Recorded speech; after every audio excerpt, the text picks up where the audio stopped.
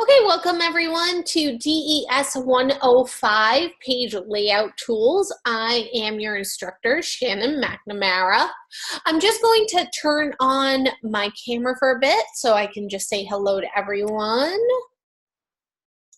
All right, hey everybody.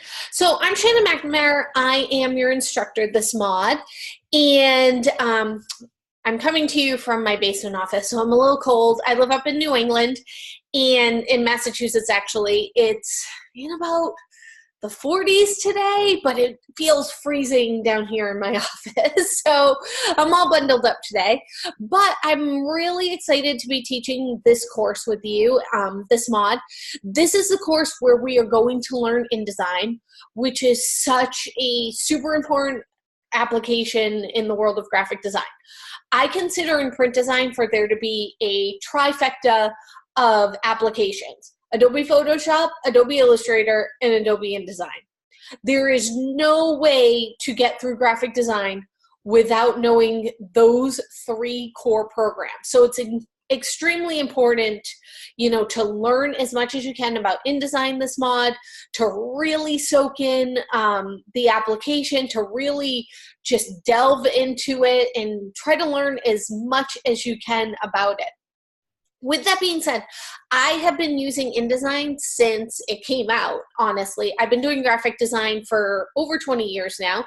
And before InDesign, we had this program called Quark Express, which kind of did the same thing, but it didn't mesh well with Adobe. So you couldn't import certain types of files into it, such as your PSD files, your Adobe Photoshop files. Everything would have to be saved differently. So when Adobe came out with InDesign, everyone was really excited because we knew that the application was going to work with all of Adobe's other programs, which it does.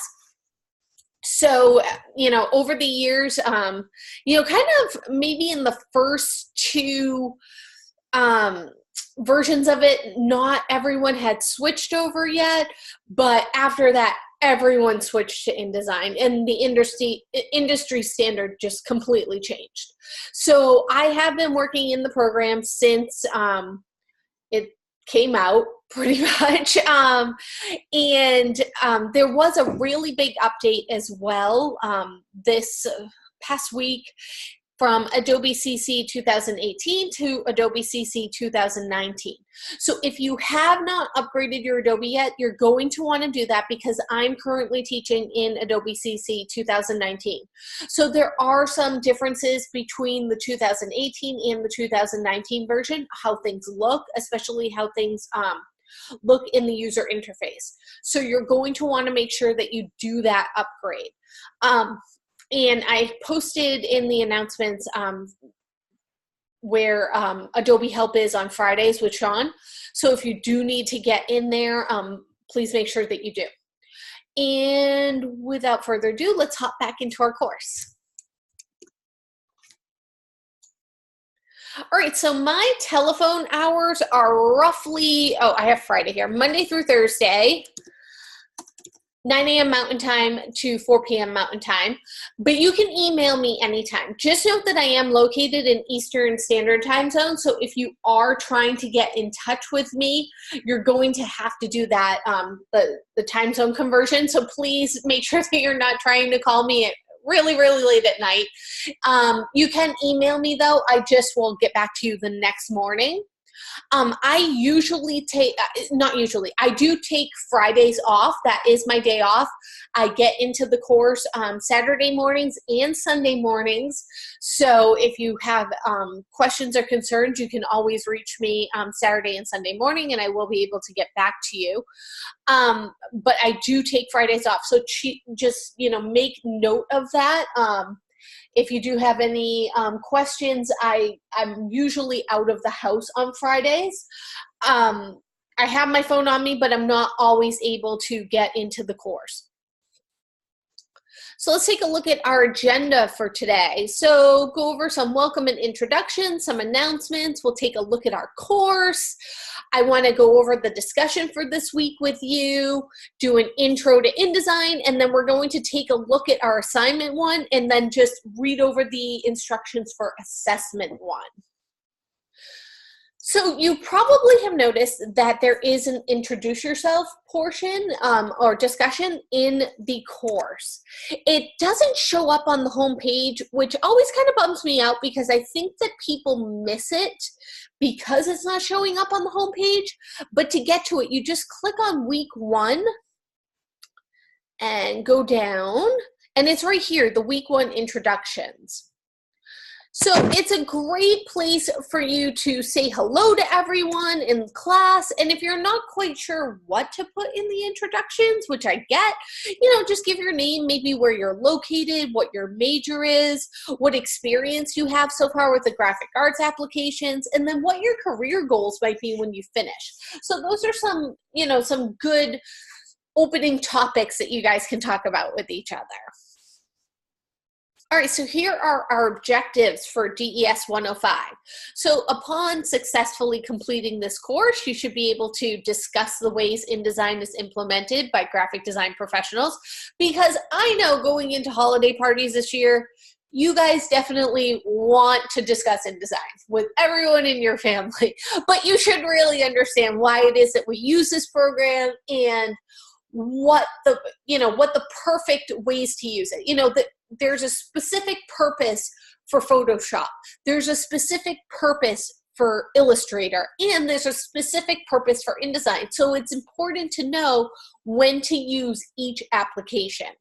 You should be able to utilize panels, tools, and frames to create documents, appropriately apply paragraph and character styles, implement correct usage of master pages, properly package a file, and apply the basic principles and elements of design within an InDesign layout.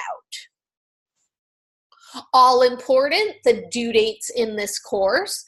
So assignments and assessments are due by Saturday at midnight for full credit. However, if you are going to be late, and I understand that life happens, please communicate with me regarding late work, because it will save you missed points.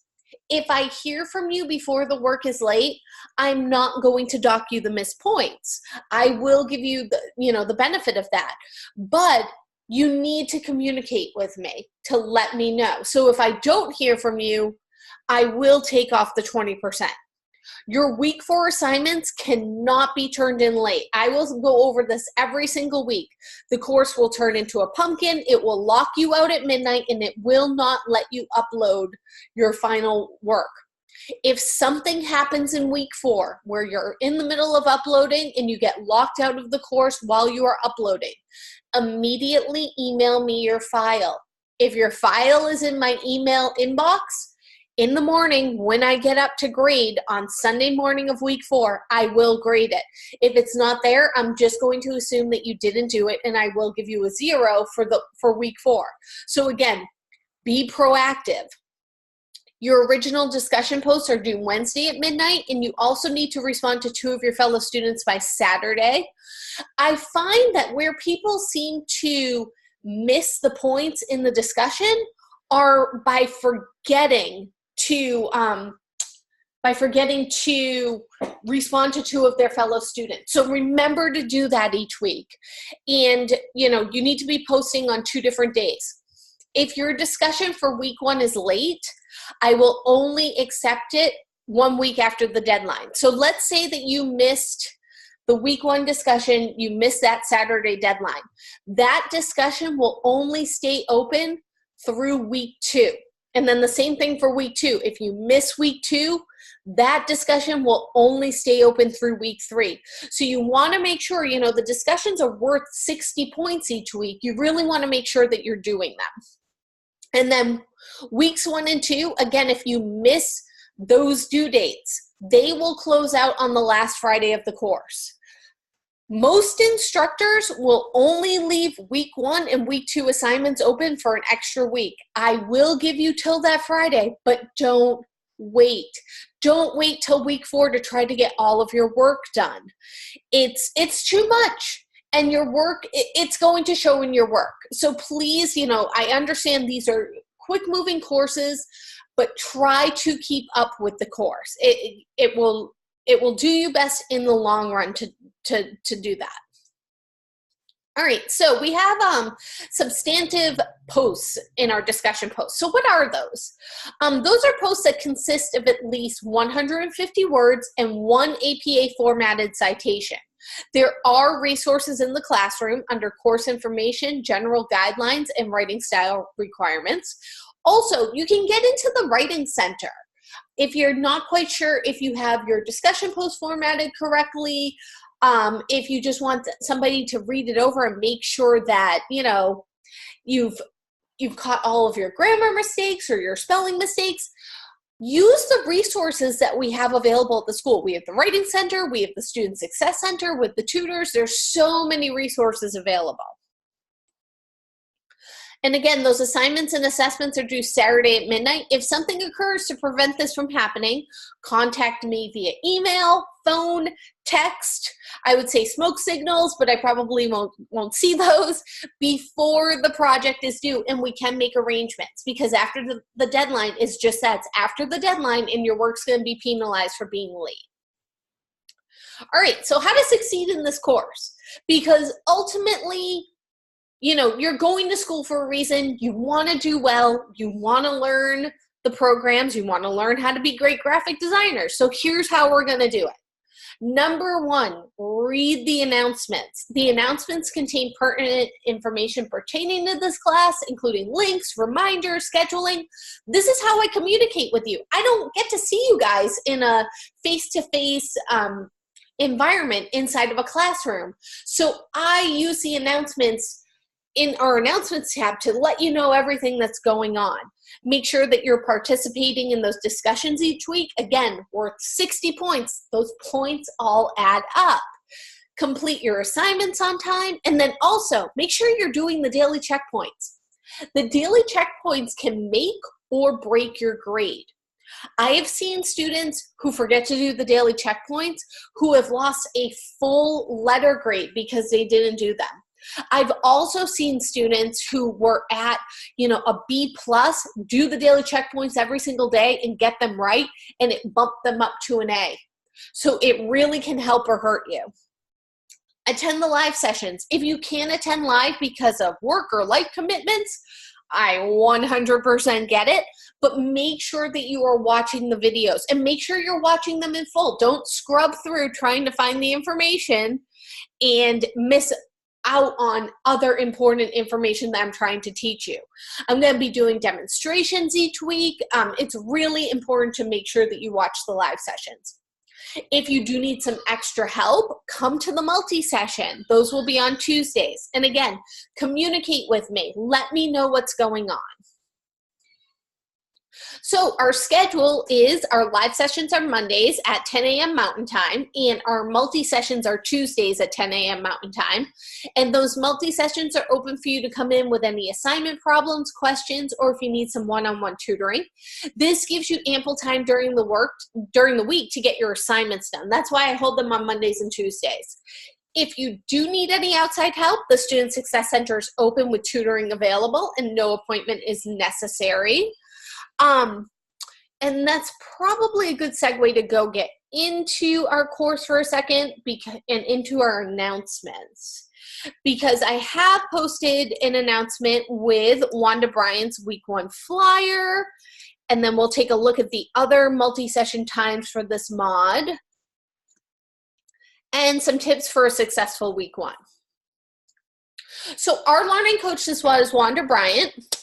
And she usually has, her hours are usually pretty consistent, where she's off on Mondays and Wednesdays. And she has hours on Tuesday, Thursday, Friday, and Saturday. All of the times are Mountain Time, and they are located in the flyer in the announcements tab. But you can go into the Student Success Center during times and days where Wanda isn't there. This is one of those courses where almost all of the tutors in the Graphic Arts Student Success Center are going to be able to help you. So let's kind of go over how to do that. From our homepage, you would click on Student Success Center. I'm just going to open it up in a new tab so I don't have to keep going back to get into our course. And you can see right here what their hours of operation are if you want to double check. And just go down to graphic arts. So they have great hours every week, I find. You know, today until 7 p.m., Tuesday until 9 p.m., Wednesday until 11 p.m., Thursday until 11 p.m., Friday until 11 p.m., Saturday until 10 p.m.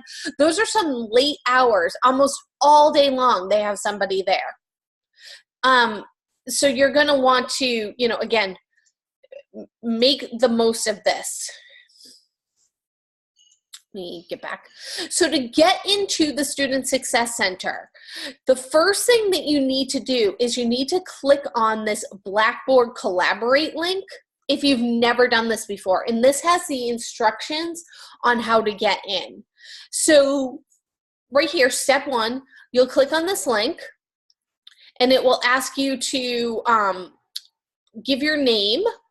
Let me just go back to the instructions. And then next, you'll see an icon, which indicates that the Blackboard collaboration program is running or loading. And then when you enter the Student Success Center, you'll see a screen that kind of looks similar to this one. And there'll be somebody who says, hi, you know, who are you here to see? What do you need to do? And you can just let them know, oh, I have some, you know, questions about DES 105. I need to speak with somebody with graphic design.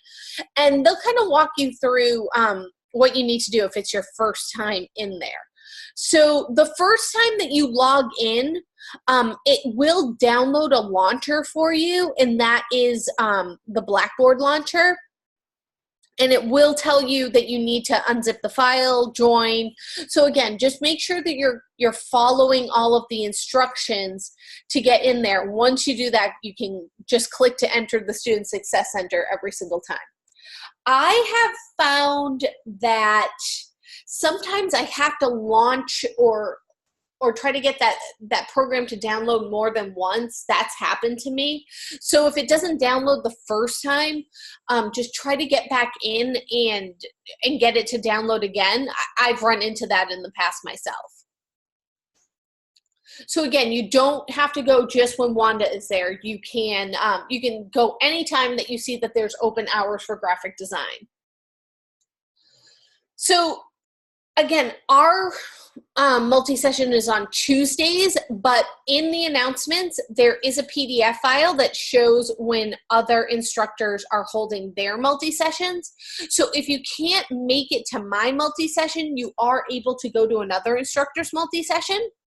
So Jason, excuse me, he is a multi-session Thursdays at 12:30 p.m. Julie Luke has one at 9 a.m. on Tuesdays. Christina has one at 9 p.m. on Tuesdays. Carly has one at 5 p.m. on Tuesdays and 5 p.m. on Thursdays. Teresa has one at 7:30 p.m. on Wednesdays. Pia has one at 1 p.m. on Thursday and 10 a.m. on Friday. Mine are at 10 a.m. and noon. Melissa Kinney has one at 12:30 p.m. on Thursdays. Shell has one at 8 a.m. on Friday. Dana has one at 1 p.m. on Thursday, and then John Brady has one at 9:30 p.m. on Wednesdays. So you have a wide range of days and times with the multi-sessions this mod, which is great. And again, just to get to the other instructors' multi-session, you would just click on their Zoom room link.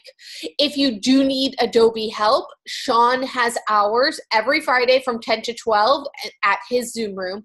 So again, if you haven't yet upgraded your Adobe to Adobe CC 2019, visit Sean if you run into any problems. I believe if you're using the Exchange, which most of you are, there might be a new way to upgrade that's a little bit different from how I upgrade. I have like the original Adobe Creative Cloud from the beginning of time when the Adobe Creative Cloud came about. So again, you would go into apps, you can check there first and see if it gives you the option to update. And if it doesn't and you're not quite sure how to get in and do that, try to see Sean, or you might even be able to get some assistance from the learning coaches. All right, so some tips for a successful week 1. Number 1, don't forget about the readings and videos. Let's take a look at our readings and videos this week. I can only teach you so much in a 2-hour multi-session or a 2-hour live session, when we're learning a program. So that is where these other readings and videos are going to fit in. If you're only relying on the live session, you're going to be missing things that I just don't have the time to go over, unfortunately, while also doing a demo of the assignment each week. So there is a lecture 1, which is a required lecture. So you would want to watch that first. Then there are some videos this week, what is InDesign, some basic tools overview, how to create a new document, how to add text and art and frames, how to apply color, how to select an object, and then how to package a file for handoff. Also, there is a 28-minute lynda.com tutorial, which you would access through the student access portal. So I'm going to just do a quick walkthrough of that. So let's click on this link. And every time you go into Lynda, this is how you're going to have to do it. You're going to have to first log into the Lynda portal. So click here to log in. And it's going to bring you to the course homepage, and you're going to have to go down to this link right here that says lynda.com student access portal, and then load the Lynda access portal in a new tab. And then you can go back into the course. And probably the easiest way to get to it is to go to modules, week 1.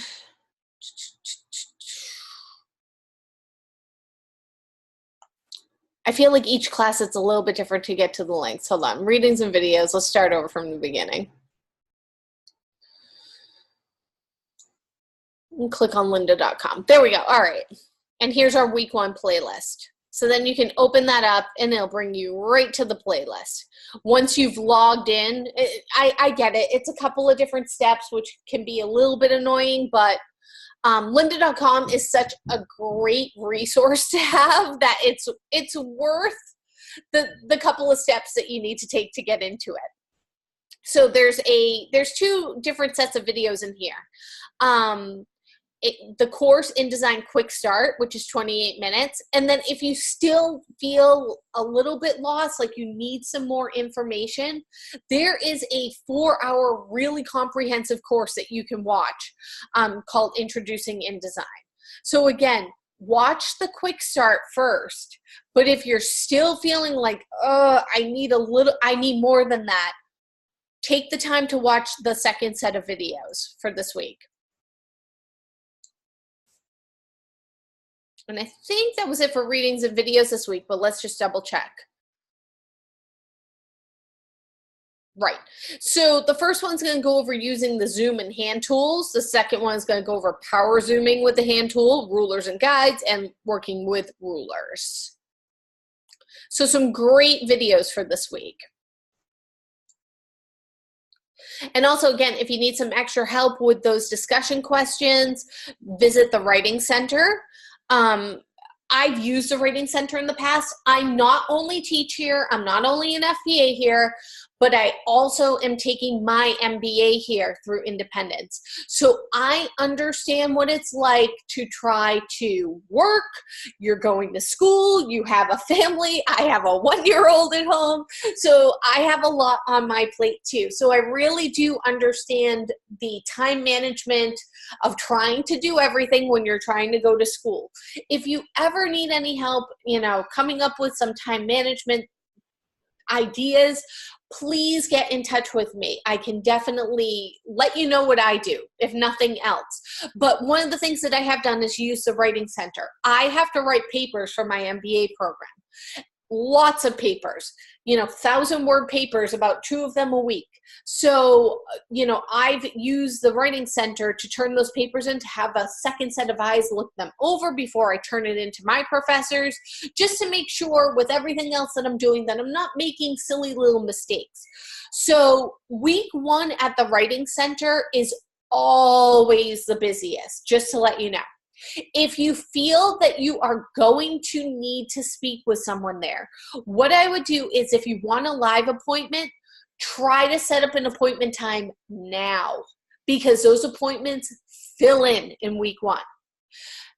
If you want to just submit your paper, plan on a 48-hour turnaround. I'm just being realistic. Week 1, they are always slammed there. If you want to come to the live session live, you probably know how to get here. But if you need to find the recorded sessions, you can go to the live session tab. But I also post them in the announcements.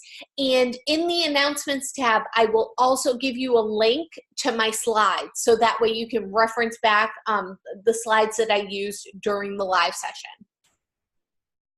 Again, if you need extra help, visit the Student Success Center. If you find that you need some help with your computer, you can visit computer support. Don't forget about those daily checkpoints. They show up in that to-do on the sidebar. And the way that, with the last Canvas update, because I've noticed this too, because I have to take my daily checkpoints, I find that all of the announcements show up there. So it's a little bit harder to find your daily checkpoints.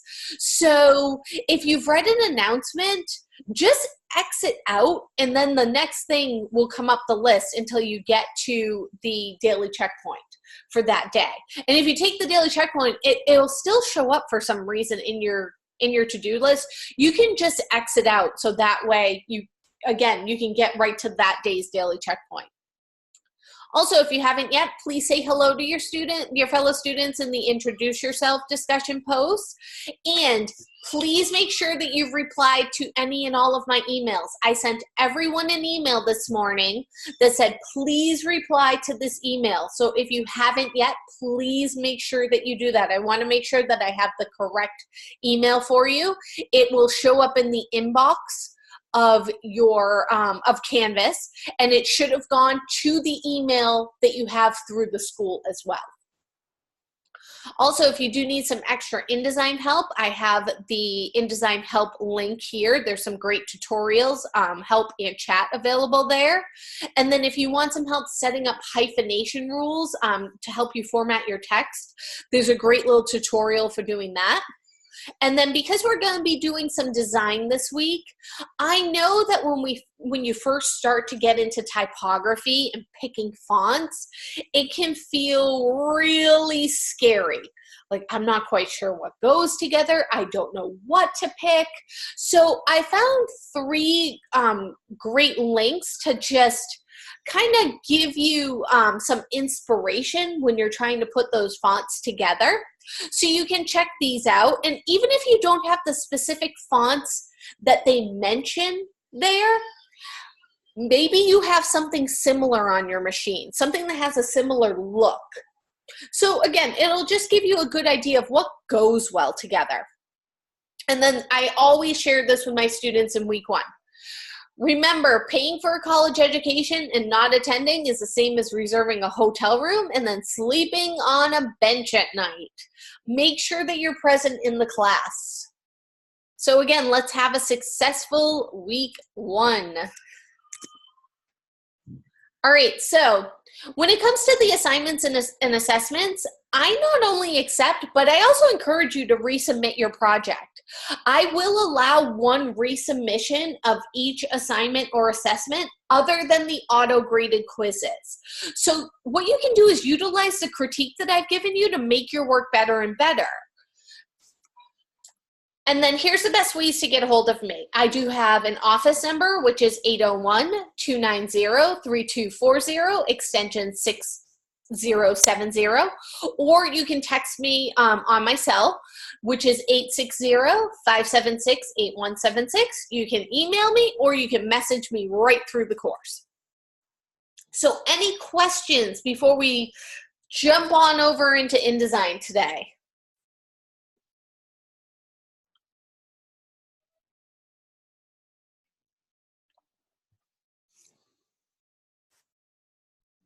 All right.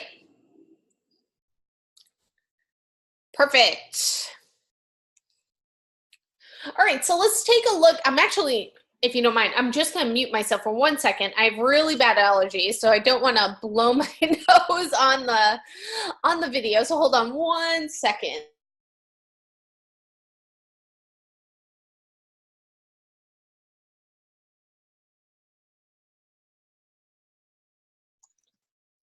All right, there we go. All right.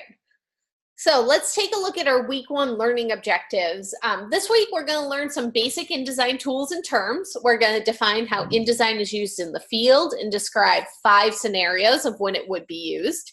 We're going to identify and match 10 basic tools to the description of their use. Identify and match 5 InDesign panels to their functions. We're going to create a new document in InDesign and insert some text frames and images. And then we're also going to describe the difference between InDesign's rectangle tool and the rectangle frame tool. So utilizing the rectangle, oval, and line tools to create a composition, utilizing InDesign's character panel to apply font changes, font size, kerning, tracking, and leading, illustrating how to utilize the color palette within InDesign, and then preparing an InDesign document for print output using the package tool, and then show correct image resizing and cropping methods within InDesign. So again, quite a lot to go over this week, but that always happens the first time that you get into a program. It can seem a little bit overwhelming, but don't be scared.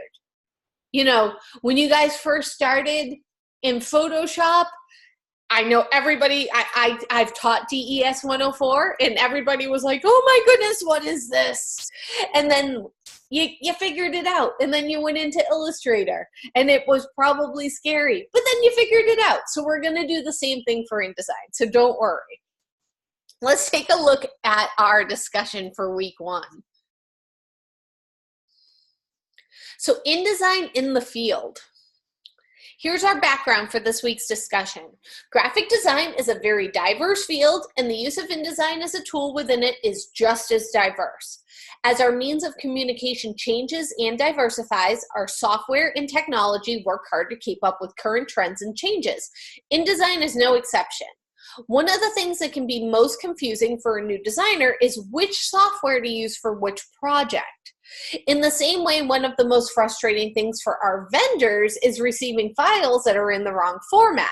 For example, a newsletter that's laid out in Illustrator or a logo that's been created in Photoshop, those are industry standard no-nos. So how's InDesign used? Specifically, InDesign's purpose is to give a platform to lay out printed or print-like materials. It was designed to create a harmonious marriage between text and image. This might include, but is not limited to, brochures, newsletters, ads, business cards, books, magazines, and more. InDesign allows us to take the graphics that we create in Photoshop and Illustrator and then combine them with ease to work with text. So for this discussion, we're going to look at InDesign and how it's used in the field today. So you might try a job website like monster.com and consider checking a few others like Indeed. I love Indeed.com. The Art Career Project, or on any job listing resource that you might know of. Use InDesign as a keyword for your search, and then take note of the job titles and descriptions that come up. Are any of the listings something that you might be interested in? Why or why not? In your post, write about one of the positions that you found and list the job duties that require InDesign knowledge as a skill. List ideas of how you are going to become a power InDesign user, so that way you'll be hired. For example, to become a power InDesign user, I will learn one InDesign shortcut a day. Discuss why you feel your methods will be successful. For your citation, you might use articles that show examples of how InDesign is being used in the field today. Your initial and reply posts should work to develop a group understanding of this topic, challenge each other, build on each other, always be respectful, but discuss this and figure it out together. So again, you need to have one APA citation this week. Your main post should be 150 words, and your follow-up post each of them should be 50 plus words. And you can post it right in the week 1 discussion.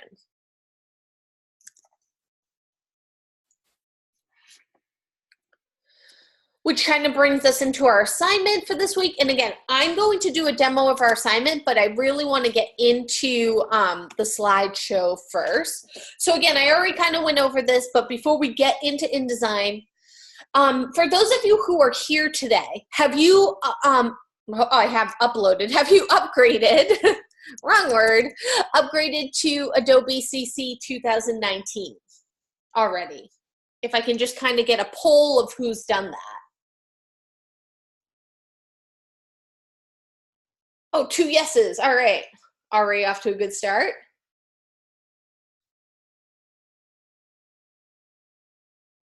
The way you can check is you can hover over your icons and they should tell you whether or not they're InDesign CC or 2018 or 2019. It will give you that. Or when you're in there, you can go to InDesign and then About InDesign. And it'll show you the version, but it also says it up at the top, InDesign CC 2019. Whoops, I didn't mean to open that. So again, if you do need some further help, Sean does have open help sessions. I had seen somewhere they had them Thursdays from 1 to 3 p.m. and Fridays from 10 to 12. I do know for sure about the Friday times, but if you get in there on Thursday and he's not there, just let me know and I'll fix the slide. You can find the link to his room in the live FPA hours tab in your graphic arts community page, or again, right in the announcements in the course in that How to Succeed in Week 1, I have a link to his Zoom room right in there. All right, so let's get to know InDesign a little bit. I'll go full screen here. So when you make a new document, this is pretty much what it looks like, sort of. Because I like to work in a certain mode in InDesign. I like to work in, it used to just be called the Essentials layout or mode or what have you, but since the upgrade I noticed Essentials completely changed, so I went back to Essentials Classic, which looks the way that it did in Adobe CC 2018. And know why? Because sometimes I just hate change. You know, I mean, I like when they add new functionality in. The new version of Adobe Photoshop, for instance, you can hit Command Z up to 500 times. And that's awesome, because sometimes when we're working with something in Photoshop and like we're working with the clone stamp tool and you're click, click, click, click, click, click, clicking, it's really easy to go back 500 steps. So things like that I like, but sometimes I don't like when Adobe moves everything around on me and I can't find what it is I'm looking for. And I feel like I'm not home in my own house anymore. So working in Essentials Classic, to me, feels more comfortable, but that it's up to you to find what layout of InDesign works best for you and where you feel the most comfortable. So your desktop might look a little bit different than mine based on what you choose. But this is kind of your basic layout here. When you're on one of the arrow keys, you'll have this bar up at the top that gives you your XY coordinates. So if you place something, you can kind of move them, you know, by typing in an XY coordinate. You have pages that'll easily bring you to every page that you have. If you only have a one-page layout, it'll just show you page 1. But if you have a multi-page layout, you can easily scroll between the pages and, you know, quickly get yourself over to page 4 or quickly get yourself over to page 35. It's also how you would get into your master pages, but again, we'll get more into that further on in the course. Then we have layers. So those of you who've worked in Photoshop and in Illustrator, you're probably familiar with layers, putting things on different layers just to keep things organized. InDesign lets you do the same exact thing. Links, that's any time that you place an image. It shows up in your links panel. So in Photoshop, when you open up the image and the image is just there in Photoshop to be worked on, it's not the same in InDesign. What InDesign says is, here's a preview of your image, but we know that your image is located somewhere else on your computer, wherever we have it saved, and we're just generating that preview from that link. So that's what that stands for. Stroke will put a border on things. You can get to your color palettes. You can align things.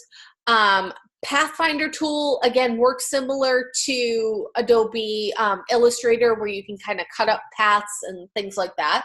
Then you have your character and paragraph tool, so you can quickly edit your type. There's 2 different ways that you can edit type, and again, I'll do a demo of this.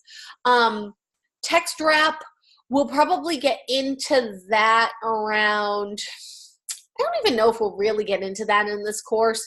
You get into that more in, the course where you make your brochure, and I can't think of the number of the course right now. Swatches are your color swatches. And then character and paragraph styles, we'll start to get into those in, I believe, week 3. And then pre-flight, double checks everything in your document before you package it. Make sure it looks good for the printer. Then we have the tool panel over here. Again, just like in Photoshop and just like in InDesign, you have your other tools over here. And I have a little bit more of a zoomed in area. And if you happen to take DES 104 with me and go over the tool panel with me, I had told you how I've been in Photoshop for more than 20 years, and there are just some tools I just don't use.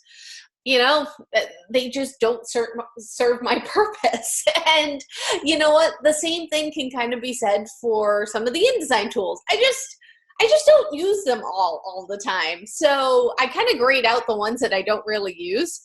Again, I know they do stuff and I'm sure it's really cool. I've just never had a need to do what that tool does.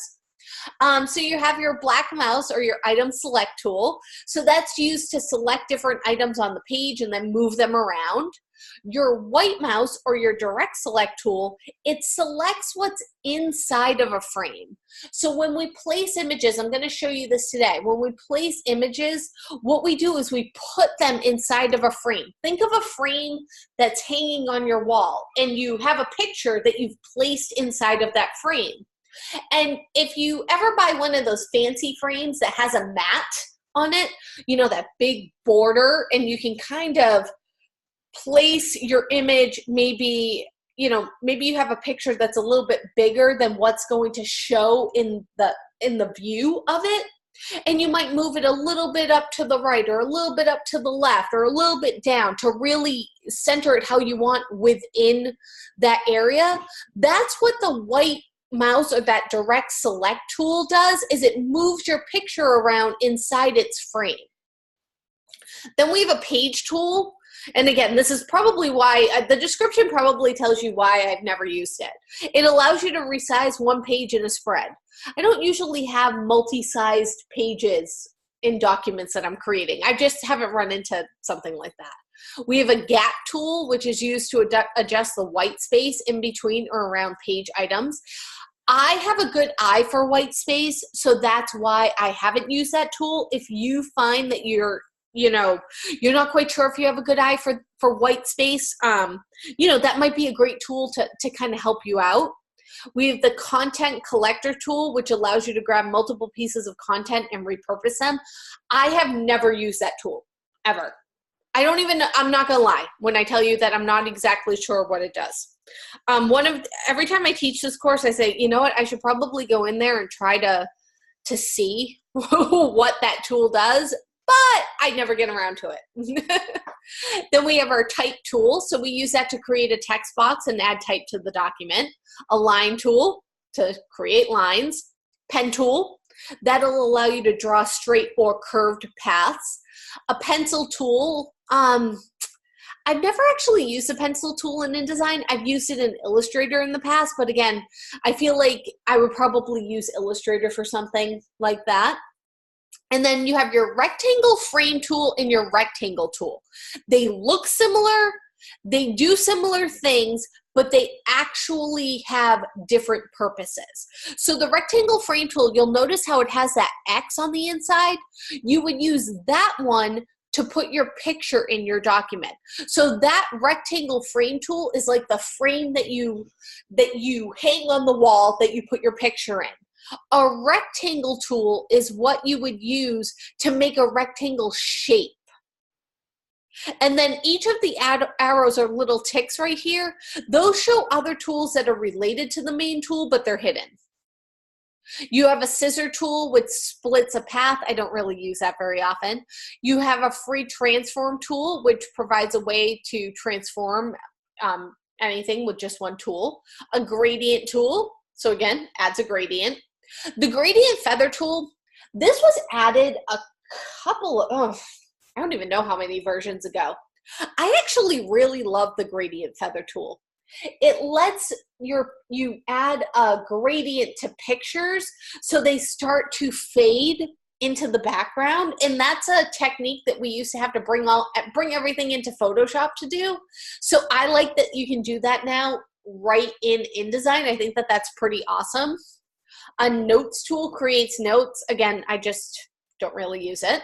Then you have a color theme tool, which allows you to pick multiple colors from one image, or your eyedropper tool. Out of the tool, I usually set the default to be on the eyedropper tool because I just find that I use it more. And then your hand tool allows you to move around the document without zooming in or out. As long as you are don't have your cursor placed inside of a text box, because if it's placed inside of a text box, you'll just sit there and add spaces.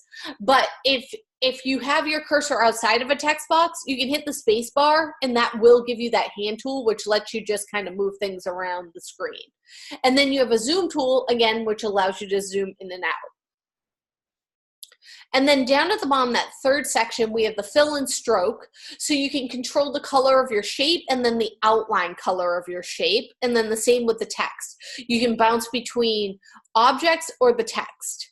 And then this little box right here turns the grid on and off. And that can also be accomplished by pressing the W key. So you may have used CC libraries in the past, and if not, that's all right. We can, we can kind of go over those in this class as well. I like the CC libraries because it allows you to, create color schemes, and they'll follow you from each application that you're in, and they'll always be there. Your swatches, that's where you can save color swatches. Stroke, again, to adjust stroke to the stroke type or the stroke weight. And then your gradient tool, so you can adjust your gradient colors and the type of gradient that you're doing. And then here is your text box tool. So in that character panel, you can type in the font you want, all of the different things about the font. So the size of the font, the size of the leading, so the space between each line of text, the space between each of the letters you can adjust. It does let you adjust the height and the width. Let me tell you, a big graphic design faux pas is messing with fonts and skewing them by making them, 150% high or 150% wide. Fonts are created and designed on mathematical equations.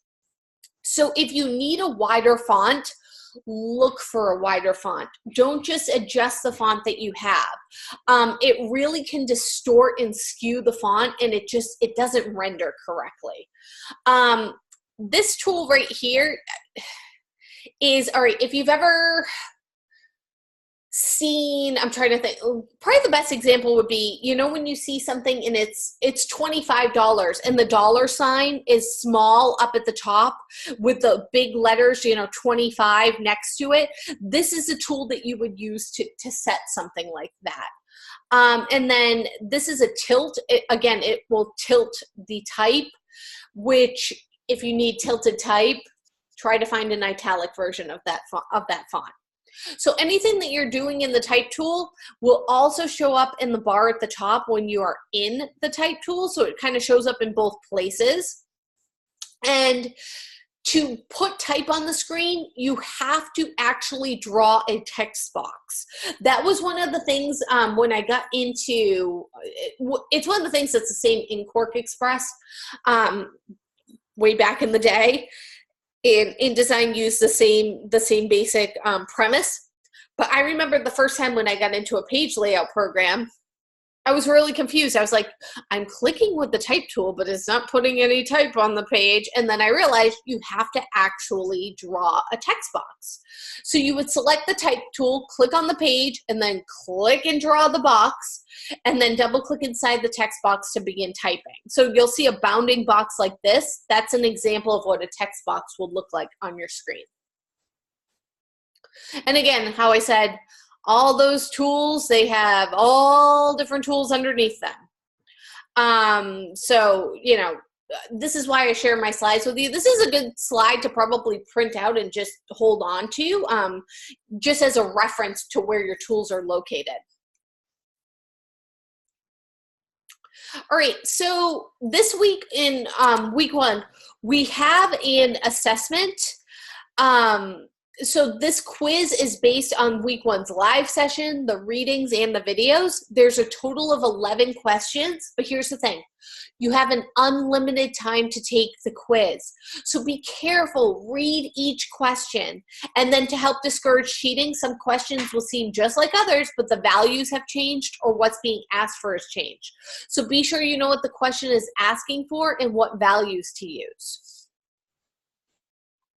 And it goes over the learning objectives. Here's the objectives that are covered in it. Identifying and matching 10 basic tools to the description of their use. Identifying and matching 5 InDesign panels to their function. Describing the difference between InDesign's rectangle tool and the rectangle frame tool. Creating a new document in InDesign and inserting text frames and images. And then we have an assignment for this week. And this assignment is really fun. I think you guys are going to like the assignments that you do this week. Really great real world assignments. These are things that you will see out in the field. So what we're going to be doing is we're going to be creating menus this mod, which is fun. So your first task in week 1 is your client has asked you to redesign their menu. They want a fresh look. They've had the same menu cover for so many years, and they're coming to you for something new.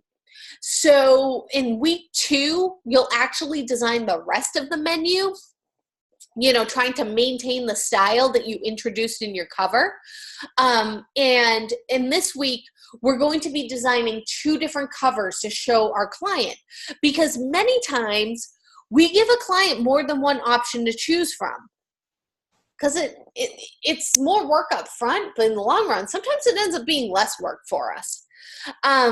So this week, you're going to be designing 2 versions of the same menu cover, you know, and then you'll say to your client, which one do you like? So I have 2 links here for ways that you can get some stock art. Again, there's some assets that were given to you that you can use throughout your design of your menu. But if you wanted some extra resources for designing the cover, I thought that this would be some great sites that I could share with you. So the first is this site called subtlepatterns.com. I love this site. And this is kind of going to get us back into Photoshop for a minute. But again, you know, even though we're learning InDesign, you never get away with only using one program each mod. You know, everything kind of is interlinked with each other. So you can create some really great background patterns right from the assets that you can download from this site. So again, if you kind of want something, you know, a little bit, I think it kind of makes it, some of them make it a little bit more fancy. So depending on your menu that you choose to do, whichever client you choose to take on, this would be a great place to download a really nice subtle background that you can add to the cover. And then Pexels.com has free stock photos, and I find that their photos are way better quality than some of the other free sites that are out there. So again, I wanted to give you those two links, and I will share the slides in the announcements. All right, so first things first, you're going to choose a restaurant this mod, and the restaurant that you choose in week 1 will stay with you for the rest of the mod. So you don't switch restaurants going into week 2 or week 3. Oh, awesome. Awesome. Yeah, you love that site too. I know. It's so great. I feel like back in the day we had no resources for stock art. It was awful what we had for resources, and it's gotten so much better. So first choice is Maxwell's. They are a fine steaks and seafood restaurant. They have graced downtown Atlanta for over 80 years, and since they are known worldwide for their overall customer experience, there's a 6-month waiting list just for reservations there. All the staff is in tuxedos and crisp white linens, grace the candlelit tables. Their entrees range from $52 to $82, with all side dishes served a la carte. This truly exemplifies what a fine dining experience means. So why am I telling you this? Think of the background for each of your clients. It's going to determine how you design their menu. Their menu should have a feel that exemplifies the type of restaurant that they are. So these are the assets that you have for Maxwell's. We have our chef, and then we have 2 different dishes and a dessert here. So those are the assets that you'll be able to download in there. Here is their original menu that they want a redesign of. So if you just copy what they had, why would they hire you as their graphic designer? They already have that menu. So you can see where I'm going with this. You don't want to copy anything like what they have. They're looking for a fresh look. Our next choice is Starlight Bistro, something great by the sea. Best friends Margot and Penny opened Starlight Bistro after not finding what they really wanted in a restaurant: healthy food. Starlight Bistro is a very small restaurant decorated with holiday lights, star ornaments, and colorful prints. It is eclectic in food, entertainment, and personalities on both sides of the counter. Shoes are optional, and they're situated right on the beach. For under $20, you can get a healthy meal with a fabulous view. Honestly, sounds like my place. So here are the assets for Starlight Bistro. We have what looks to be a green smoothie in a martini glass, some quinoa with some pico de gallo and some avocado, and then a quiche. You'll also get all your restaurants also have their logo included, so you'll be using their logo. And then here is their original menu that they had that they want a redesign of.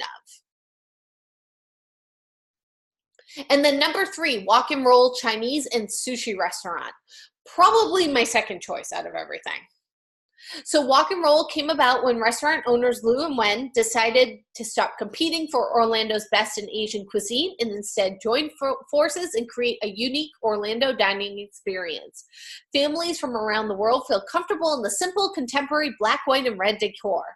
Prices range from $8.95 to $15.95 for a plate that is certain to yield more than one meal. Here are their assets. So we've got some sushi pictures, some noodle pictures, some rice.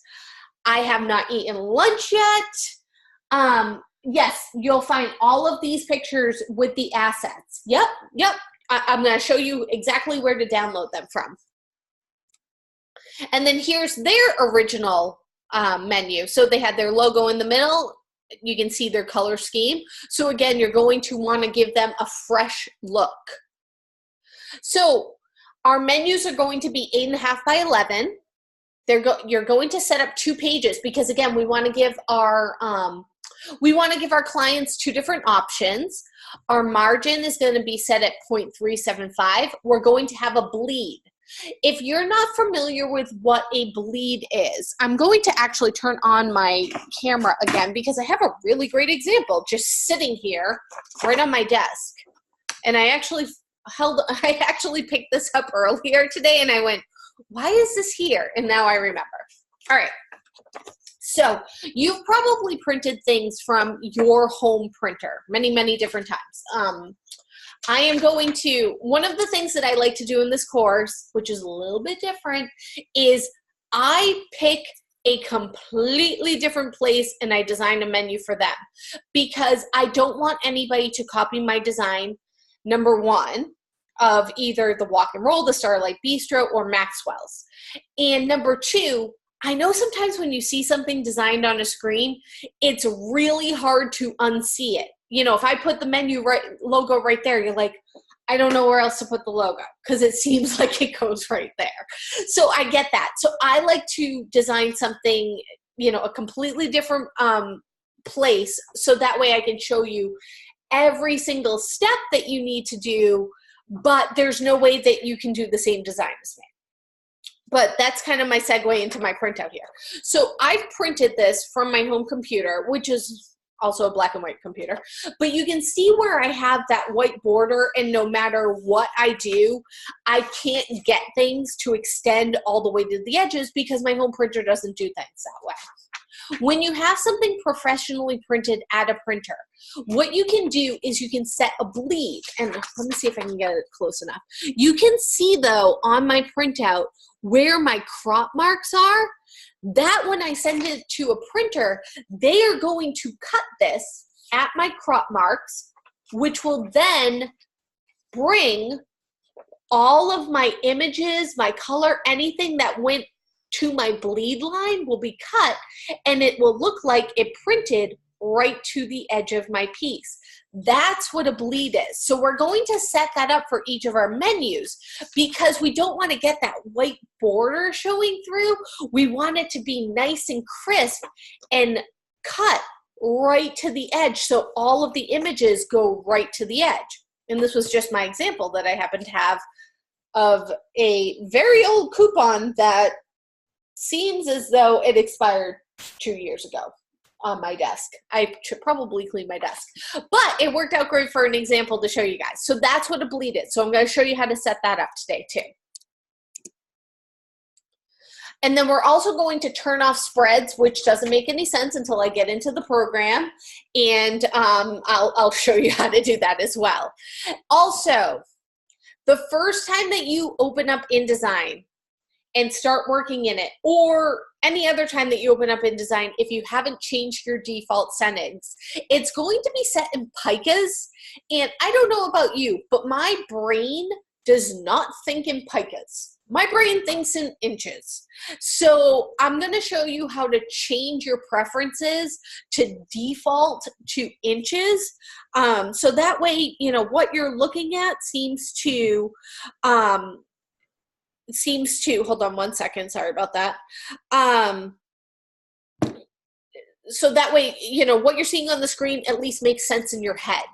I also have put a video in the announcements showing how to do this, and it should be in there. Let me double check that I have it in there for you.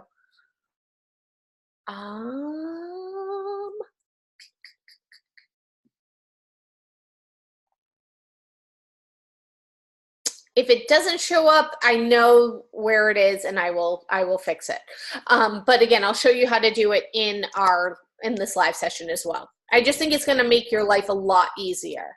So you're going to use the logo and tagline from the restaurant that you choose, and you're going to, again, create that brand new menu layout. You may add colored or patterned backgrounds, utilize the photos that are provided, plus add lines or shapes to your design. It can be as simple or as complex as you think the restaurant warrants. Then you're going to go to page 2, create a completely different version of the cover to show, you know, different options to your client, and consider trying maybe some different backgrounds or experiment with some different opacities, colors, and type combinations. And then remember, whatever you start here, that's going to carry to week 2's assignment. And if you copy the layout from the example, your creativity score in the rubric is going to be low because your client wants a new design. You're going to package the file when you're finished and be sure to include all images, fonts, and a high-res PDF with crop and bleed marks. You're going to zip the packaged folder and then name it appropriately, and then you're going to turn in that zip file. And there is a rubric as well. You want to make sure it's on time. You want to make sure everything is to spec. You want to make sure you have 2 different layouts, each containing the same information but presented in different ways. Your images are sized proportionally and the correct image frames are appropriately used. Your typography is proportional, that's not even a word, proportional, legible, and readable. Your frames are properly positioned on the layout, text and image frames are properly used, and your overall creativity, worth 20 points. So any questions before I go over into the assignment portion? I'll show you where to download the assets and we'll jump into InDesign.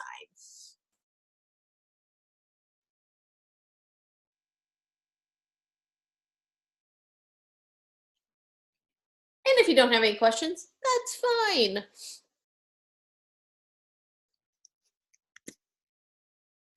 All right, so if we go into the week 1 assignment, this is where you can download, oh, excuse me, your assets. So let's say that you picked Maxwell's. You would click here to download the assets, and you can see what's included. Logo, the front page copy, so that's the copy that is for your menu cover. The menu copy, that is what we will be working on in week 2. And then 4 photos, those 4 photos that I showed you. Yeah, this is not only is this a fun assignment, you're right, it's something that you would do out there. I can't tell you how many menus I've designed as a graphic designer. Like, literally so many that I don't even have a number. So it's something that you're always going to see out in the field, whether you're a freelancer, whether you work for a company, whether you're gonna end up designing a menu. It happens.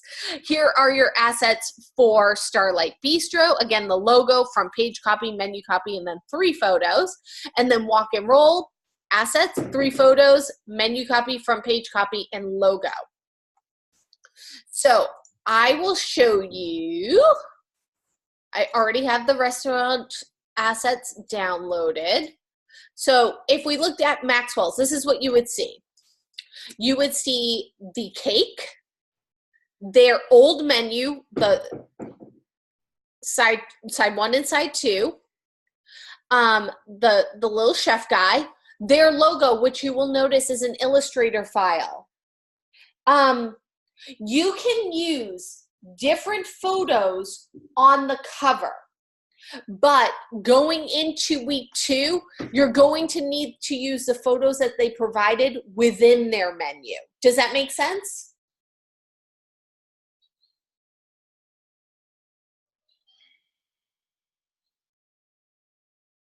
All right, cool. As far as their logo, do not alter their logo. You can open it up to take a look at it if you want to see what the colors are that they're using in their logo. Definitely check that out in Illustrator, but we're not changing their logo at all because that is their logo.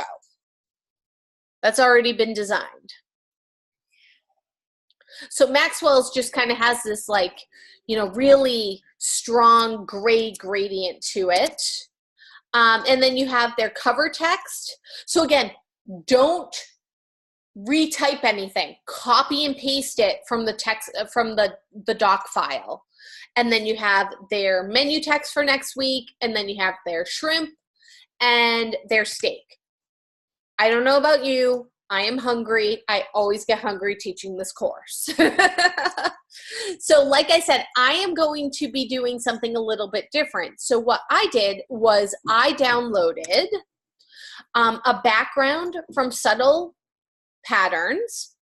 You would just click the download button. It'll download it right to your right down to your screen. And then I also downloaded a couple of photos already, so I didn't have to go through the whole process of you watching things download on my machine. Yeah, food really is good anytime. You are 100% correct.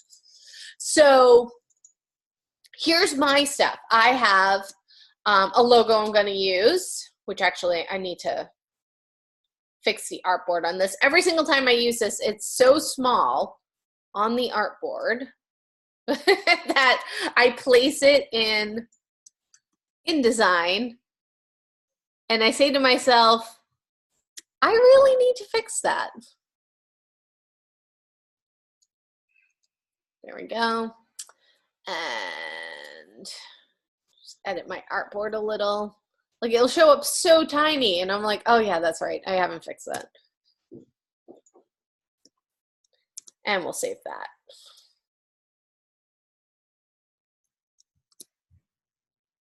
And close that. I'll just make my life easier. I have a wine glass photo I'm going to use, and then that background I was talking about. I'm going to make a background, and I'll show you how I make it in Photoshop. So let's get into InDesign first, and we're going to set up our document. Scroll down to where all of our instructions, or scroll up actually to where all of our instructions are. All right, so I need my document to be 8.5 by 11, 2 pages. So I'm going to do create. Oh, I told you I was going to show you how to change your settings. So before you make anything, this is how you change your settings to inches. You can't be in a file. And the reason why you can't be in a file when you do this is it will only change the settings for just that file. It won't change the default for every new file that you're making. So you want to go up into InDesign CC, Preferences, and scroll down to Units and Increments. Where it says ruler units, it will be set to either picas or points. You want to change both of those to inches and hit OK. And that will set your defaults to be inches. Otherwise, it's set in picas. Some people like designing in picas. I am not one of those people. Yes, you're going to use Photoshop and Illustrator. You'll probably use Photoshop more than Illustrator for this assignment. If you wanted to check what the colors were in Illustrator, that's really the only reason you would be opening up Illustrator. Or if you found or wanted to make a vector graphic for your cover, then you would make that in Illustrator as well. All right, so page size 8.5 by 11. So I'm going to hit Create New. Make sure that you are in print. Again, I say it's a new thing because I've been in InDesign since it started. Other people are like, no, this option's been around for 5 years. But some people accidentally start in web, and that will mess up your colors, and it'll mess up your settings for a print piece, which is what we're creating. So you can click on 8.5 by 11 letter, and you'll notice, remember how I was saying uncheck facing pages? This is that checkbox I'm talking about. Get rid of that checkbox, and we're going to change it to 2 pages. My margin needs to be 0.375, so I'm just going to copy that and scroll down to where it says margin. The default is usually 0.5, so I want to change it to 0.375, and as long as this lock is linked, when I click in the other boxes, it'll make them all 0.375. And then I do need a bleed on this, so my bleed is going to be 0.125. So again, I can do the same thing, copy that in, go into the other boxes, and it'll add them in. Don't worry about this slug. And then just double check, 8.5 by 11, make sure the orientation is portrait, not landscape. 2 pages, I want to start on page 1. At this point, I really just want a 1-column design. My margins are correct, my bleed is correct, and I'm going to create my document. So let's take a look at this document I just created, and I'll show you the different parts of the document. So remember when I was talking about that bleed, which is things that are cut off by the printer, so that way it looks like the image was printed right to the edge of the page. Right here, this red line that goes outside of your border of your document, that's our bleed line. So that's where we need to extend any image that we want to extend all the way to the cut. We needed to go to that bleed line because the printer is going to cut right here, which is our cut line, but you have to think about, things being fed into a cutter. They're grabbing a whole stack of our menus that they've printed, and they're putting them all right onto the cutter, and they're sending this big, blade down, and it smashes through all those pieces of paper. There's going to be things that kind of shift.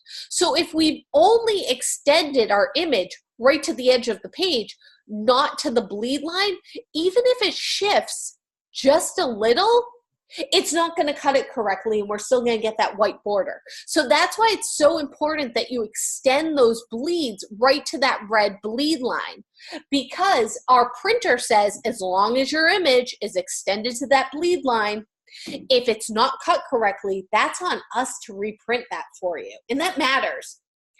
Because I've seen that happen. I worked in a print shop for many years, so I've seen those issues happen at the printer. And again, this is our cut line is right here, our crop line, and then right here, this is that margin that we set, this pink line right here. So anything that is within this pink line, we consider this our live area or our safe area. So I'm just going to label these for you real quick. So you would extend your first, whatever you're putting, let's see, swatches, right here. No, I want the inside. Thank you. All right, so here's my bleed. Next, this is what is going to show after it gets back from the cutter. This is my information, all of my important information that I want to make sure doesn't get too close to that cut line.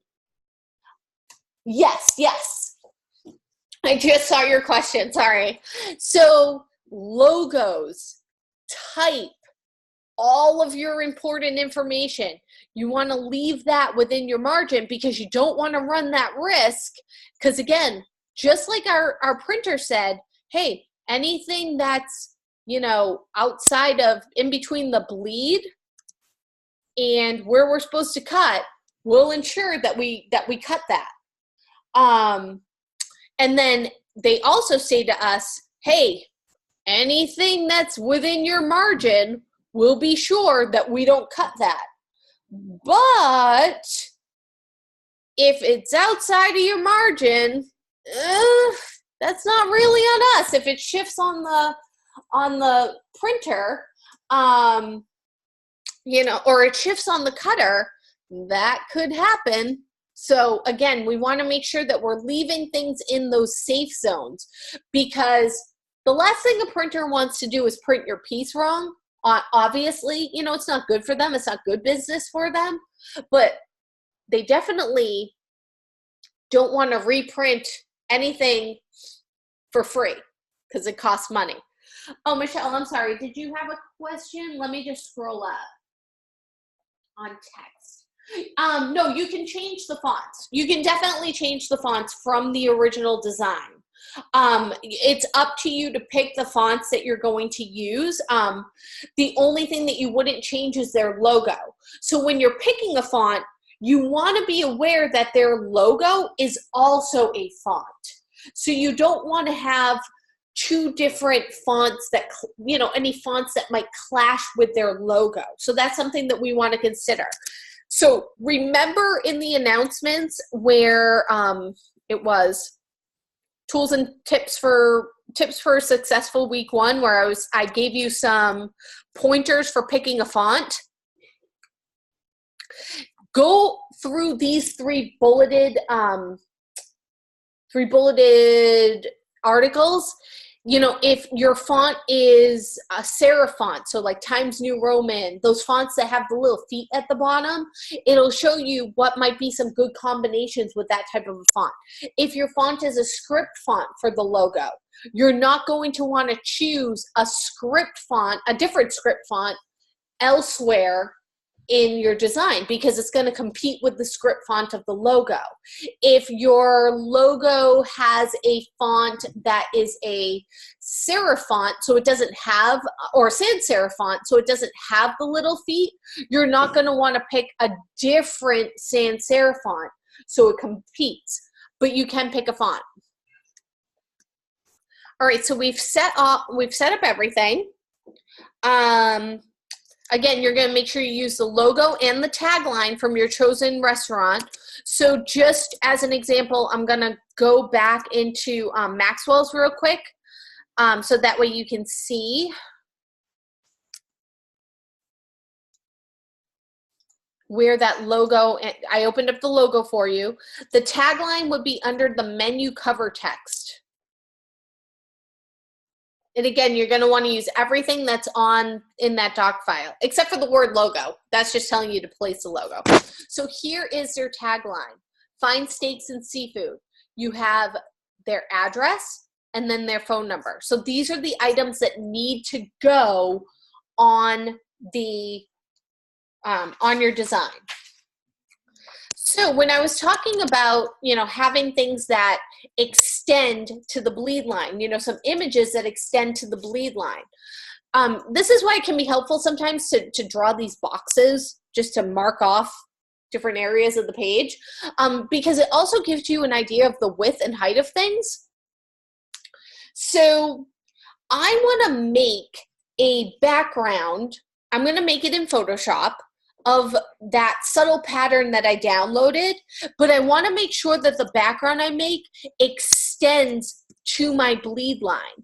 So I'm going to make my background the same size as this rectangle box, so that way I know that it's going to be the correct dimensions when I link it into my InDesign file. So I need it to be 8.75 by 11.25, which again, that's a different size than my page size, than my cut size. So that's why I really wanted to go over those bleed lines. I know that that's one of the things that sometimes people have a little bit of difficulty with. So I'm going to go into Photoshop, and I'm going to make a background that extends right to my bleed line out of that pattern that I downloaded from Subtle Patterns.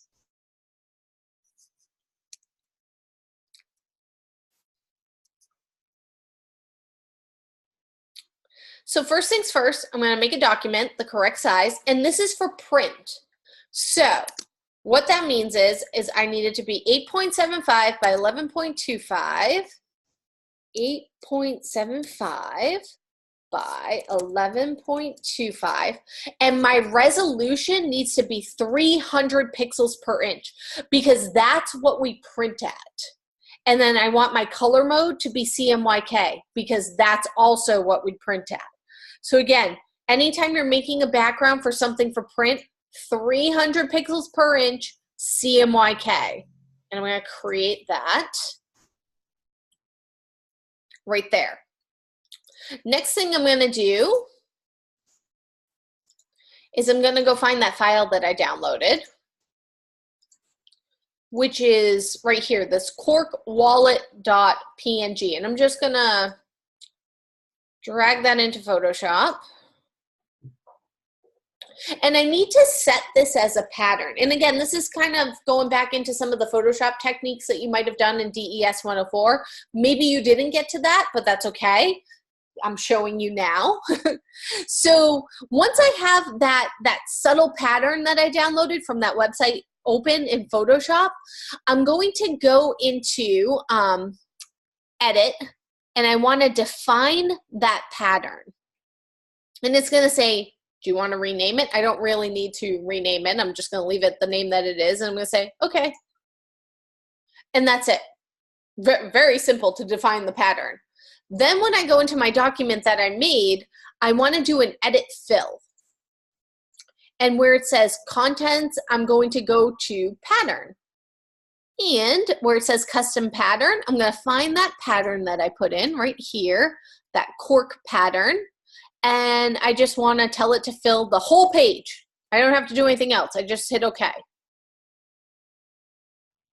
And there it is. And if you zoom in, you can see it looks like cork, like, you know, like a wine bottle cork, which kind of is going to go with my wine glasses that I've made. And I'm going to save this. I'm going to do a file, save as. And again, I have in my announcements a folder or an announcement on file management. I didn't go over it in the live session, but please read this on your own on keeping your files together. It is so important, especially, you know, where we're packaging things and everything else now, that you keep your files together. So you can see I have a folder already for Mod 12. I have a folder for DES 105. I have a folder for week 1. I have a folder for my assignment, and I'm going to name this corkbackground.tiff. Save that as a TIFF file. I have already done this before, but I'm going to just resave it. And hit OK. And I can just close both of those documents out and go back into InDesign. I'm just going to delete this, and I'm going to show you how to place a file in InDesign. So remember how I was going over the 2 different rectangle tools? Here's my rectangle frame tool, because again, I'm putting the frame up on the wall. I want to put a picture into it. I'm going to click on this tool, and I'm going to start right here at that red border, and I'm going to drag all the way down to the edge of the other one. And if you kind of drag too far or too short, you can zoom in, reposition it, zoom in. I accidentally moved it instead of, there we go. So what on earth happened here? Oh, change this. I accidentally tilted it, 0. There we go. All right. Come on. All right. So my correct size for this file should be, or for this rectangle, oh my goodness. I swear I restarted my machine right before I started, but sometimes my machine does weird things. All right. So the correct size for my file and the correct XY coordinates should be, knowing that you've gotten things extended exactly to the bleed line, -0.125, -0.125, so thinking back to what we set our bleed at, and then 8.75, 11.25, which was the size that I made that file. Then I'm going to go up into File with my rectangle box still selected, File Place, and again, this is where knowing where your files are located is crucial. It's going to say, well, where do you want to place this from? So I'm going to go to Mod 12, DES 105, Week 1, Assignment, My Assignment, Cork Background. I want to place that cork background. I'm going to hit Open, and it's going to put it in there. And if I want to see my links, all the different links I have, I can just click on the link, and it'll tell me a little bit about it as well. It tells me that I saved it as a TIFF file. Oh, that's where it went. I accidentally placed it on page 2 instead of on page 1. So hold on. Let me move it up there. And you can move things from page to page as well. I must have hit the scroll on my mouse. I'm just going to click on it with the black arrow key and drag it up here. And again, making sure I drag it right to the edge of my bleed. It's going to tell me that the color space is CMYK. Again, anything that I've done in print, want to make sure I do CMYK. It tells me that the status is okay, which may seem weird, but watch what happens if I move that file. If I move this cork background into this folder, my status comes up missing. See?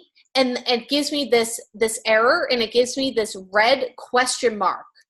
So what that means is I need to relink that.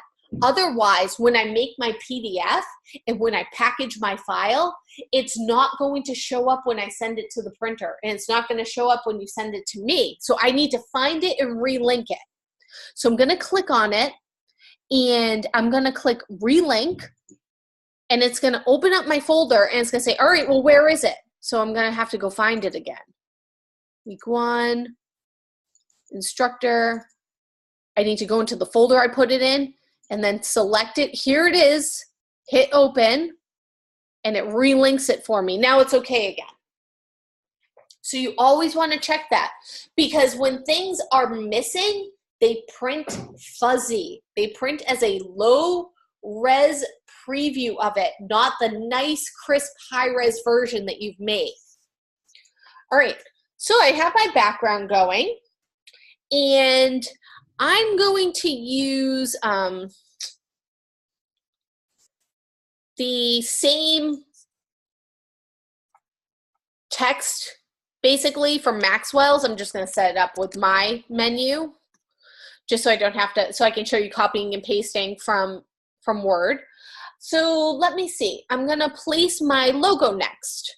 So again, I'm going to draw my rectangle frame, and I don't really know. I really want it centered in between in my live area. So I'm going to start at the top of my margin and draw from edge to edge of my margin right here. Draw my rectangle frame tool. And again, I'm going to go to File, Place. And I'm going to select my logo this time and hit open. And look, it's huge. Oh no, what do I do? Because clearly I need it to be smaller. Yes, you're able to get all this information from the assignment. Yes. So there's a couple of different ways that you can fix this. You can click on the inside. Remember how I said you can use the white arrow tool to kind of drag things around inside of that box, inside of that frame? See how it shows me dragging things around? Well, it also gives me a bounding box, and I can hit the shift tool and try to proportionally scale this within the bounding box, but it's really easy to kind of mess that up. So you want to make sure that you try to link that. That's not really the best way to do it. What I'm going to do is instead I'm going to use a tool that actually InDesign has. I'm going to go to Object, Fitting, and I want to fit content proportionally. You always want to fit it proportionally. And it's going to bump it down. And then I say to myself, well, that still seems a little bit big. So maybe with my black arrow tool, I'll bring it into maybe 1.5 inches here and bring it into maybe 7 inches over here. I'm going to do the same exact thing. I'm going to go to Object, Fitting, Fit Content Proportionally. That looks like a better size for the area. And if you're not sure, well, I'm not sure if this is centered. I want to double check. You can use your black arrow tool, hold down Shift, and select both of these rectangle boxes. Go to Align, and just make sure it's lined up nice and neat. All right. So I like where I have that. I like the size of it. Next thing I want to do is I have a tagline, which is different than Maxwell's. So I'm going to, well, first I'll type my tagline. I'm just going to put my ad copy down here. I'm going to put best wine bar in town. And I'll change my address a little bit. 1234 Main Street, Anytown, USA.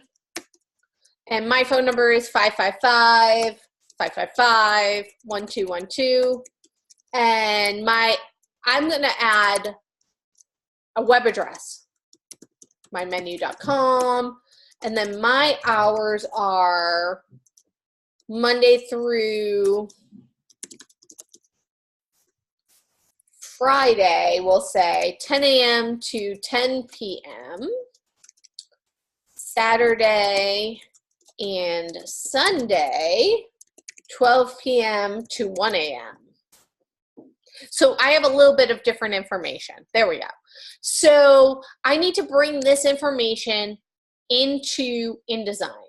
So first things first, I need to draw a type box with my type tool. So I go over to my type tool, and again, click and drag. I find that it's easier to put certain things in a text box together, but to have multiple text boxes. So I can move, again, it gives me the ability to move things around the screen. So the first thing I'm gonna put in is my tagline, best wine bar in town. And I copy that, Command C, Command V, and it's gonna default, you can see, to Mini and Pro, which is the Adobe default. So I'm gonna go into my character panel, which is gonna load extremely slowly for some reason. This update seemed to take a lot out of my machine when I'm in Zoom at the same time. So you'll notice some things run really slow. And I wanna pick a different font. I actually wanna pick kind of a fun script font, I think. So let's see what I've got. When I click on the down arrow, InDesign allows me to filter fonts by their classification, which is great. So I can say, I only want serif fonts, or I only want sans serif fonts. I only want serif fonts. I only want slab serif fonts. I only want script fonts. I only want black letter. I only want monospace. I only want handwritten. You can kind of see. I want it to be regular weight, heavyweight. It gives you a lot of things that you can actually do to kind of pare down what you have going on there. So right now, I only want a script font. Let's say that I found some fonts in Adobe Typekit, which is awesome. I can actually show only those fonts that are from Adobe Typekit by clicking on this little cloud. I'm gonna unclick that to clear that out though. If you've never been to Adobe Typekit, let's just go there now. Let's go there. So the URL is typekit.com, and I'm going to put this, which apparently is now fonts.adobe.com. It used to be Typekit. I'm going to copy and paste this and put this in the slides for you. I'll put it with these two links. Just make this a little bit bigger. So Adobe Typekit, and I'll make that a hyperlink for you. So that way you'll have all the links that you need. Make sure that you are signed in as the same login that you use for your Creative Cloud. So it might ask you to log in. You can see that I'm already logged in. I have 2 Adobe logins.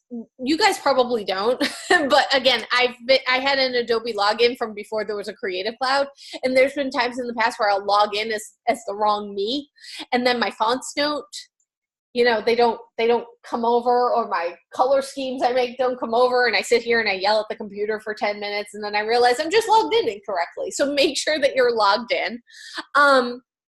And then you can browse fonts. That's probably going to be the easiest way to get started if you don't know what it is that you're looking for.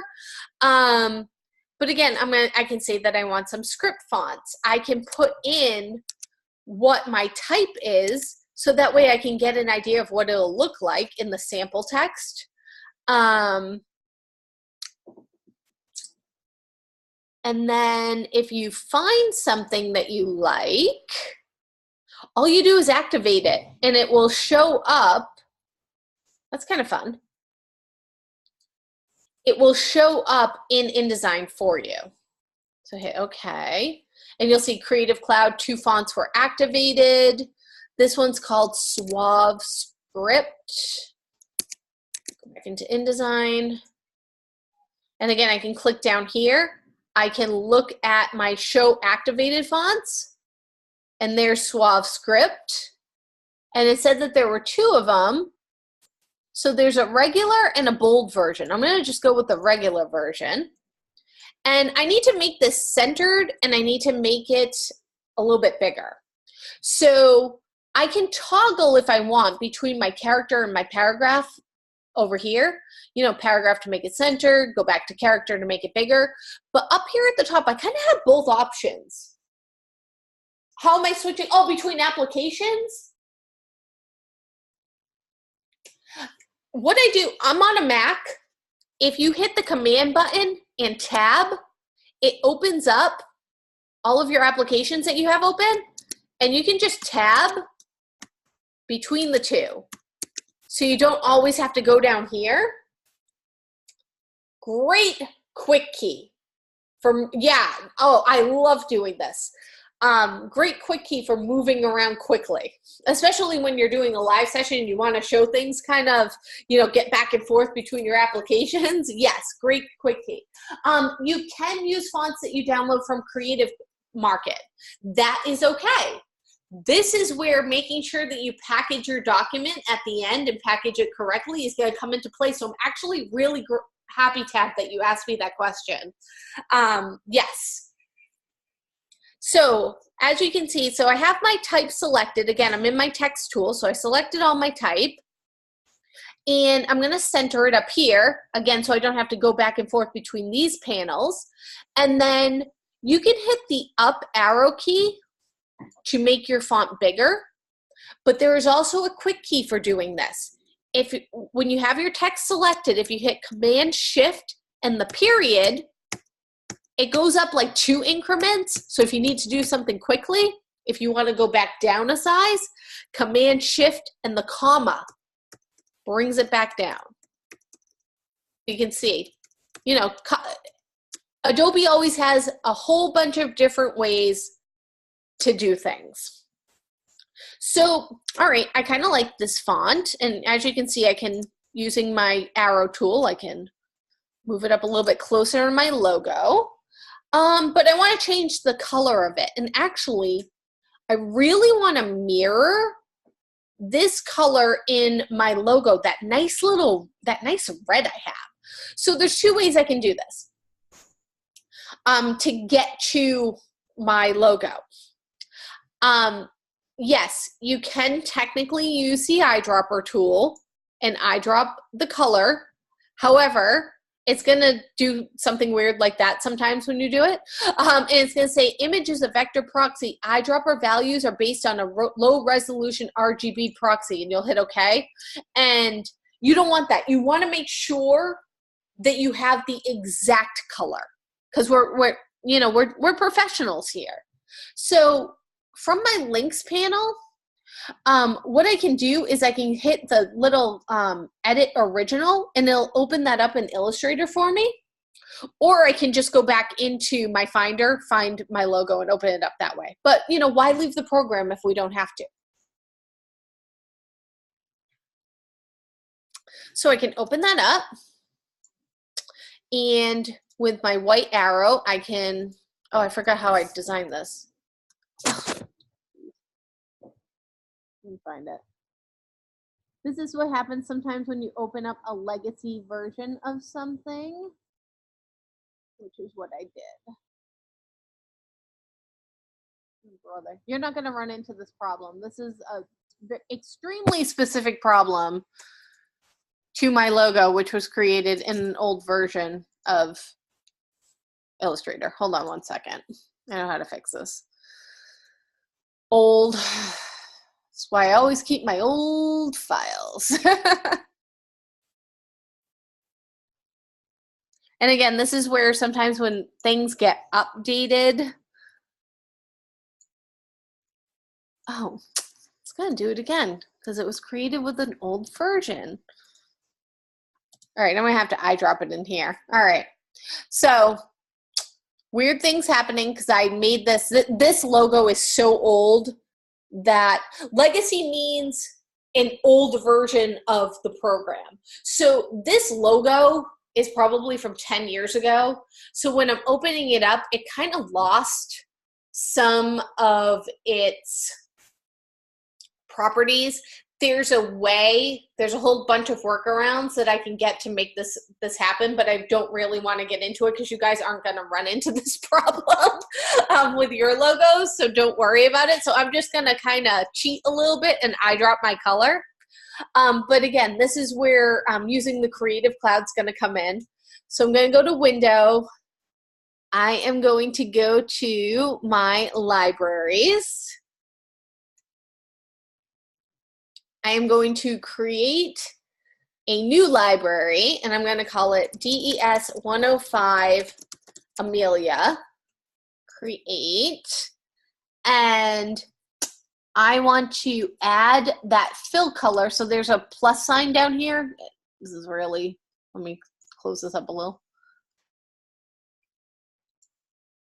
Pull my library out. There we go. I'm going to add that fill color to that library. So that way when I go back into InDesign, I have it. And while I'm at it, I might as well add the nice little gold color I have too, which is probably not going to let me because it did something weird with this too.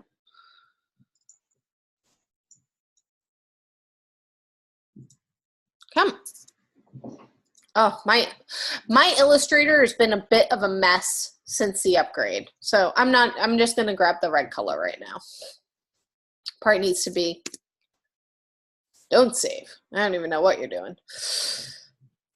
Open up the other one and see if it lets me. Grab the gold.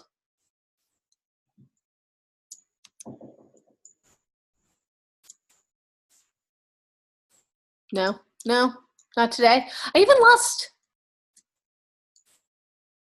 All right, it'll let me grab that one. Thank you. All right, fill color, add that one. There we go. Close enough.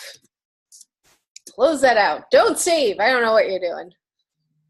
Go back into InDesign. Okay, so now I can go up into Window here and open up my libraries, which this is something that I was really hoping in the 2019 version Adobe was going to fix, and it was naming everything the same, which in Illustrator they just call it libraries. In InDesign they call it CC libraries, and it's, you know what, it's all Adobe. They really need to get on the same page with their naming conventions. But anyways, here it is. So I've got my CC libraries open. I'm going to go to that folder or that library I just made.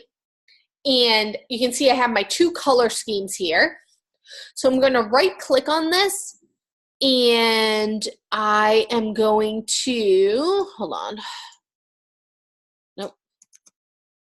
Cancel. I want to add you to my swatches. I'm going to select both of them and I'm going to click Add Color to Swatches. And there they are. And you always want to double check. Oh, I have this selected. That's why it keeps changing the color. None. You always want to double check that it adds it to your swatches in CMYK. If it does not, if it adds an RGB swatch, double click. Up here where it says color mode, you would change it from RGB to CMYK, and you want to always make sure it's set to process, and you would hit OK. So both of them look to be CMYK, so we're good. But I want to set this type to be this red. which is now in my swatches. So I need to select the type again, go into the type tool, select the type, scroll down in my swatches to that red color and just select it, and it's going to add that in there. If I just have the text box selected and I clicked on red, it'll actually just make the whole box red, which is not what I want to do. And then, so I can go back to none. But I can switch over to the formatting affects text, but again, you have to have the actual text selected. All right, so I've got my best wine bar in town. All right, next I wanted to add in that image of the wine bottles. So this one I want to bleed. So again, I'm going to go in my rectangle frame tool, and I'm going to draw a rectangle from edge to edge all the way down to my bleed at the bottom. I'm going to go to File, Place, and I'm going to pick that image that I downloaded, and I'll place that. And I'm going to see what it looks like when I go to Object, Fitting, Fit Content Proportionally, but I thought that this might happen. I wanted to really extend to this edge and to this edge. So I need to use my white arrow tool, and I need to select this and resize it. So how you do that is you would grab this from one of the edges here, one of these white bars, but you need to hold down Shift and Command in order to get it proportional. And you'll know it's proportional if these two numbers match. So you want to watch what's happening up here. So I'm going to grab it and start to select it and drag it to make it bigger. And see how it stayed nice and proportional? There we go. And there we go. And now what I'm going to use is I'm going to use that cool gradient feather tool that I was talking about. So with this selected, with the black arrow tool, I'm going to go to my gradient feather tool. And I always do this wrong the first time. So there's a chance I'll do it wrong. You want to drag, I believe, and watch, I'll probably do it wrong, from inside the photo to outside the photo, because I wanted to gradient and start to blend into the background out this way. So let me double check. And I did it right this time. All right. So see how it starts to get rid of the image, and it bleeds right, or blends right into my background? That's what it feathers my image for me, and it gradiates it out. And I just think it's such a nice effect to have. All right, next, I have some more information I need to add in. So this is where I need to start thinking about the proximity of my information and things that should go together. The address, the phone number, and the website, I feel like that image, that should go together.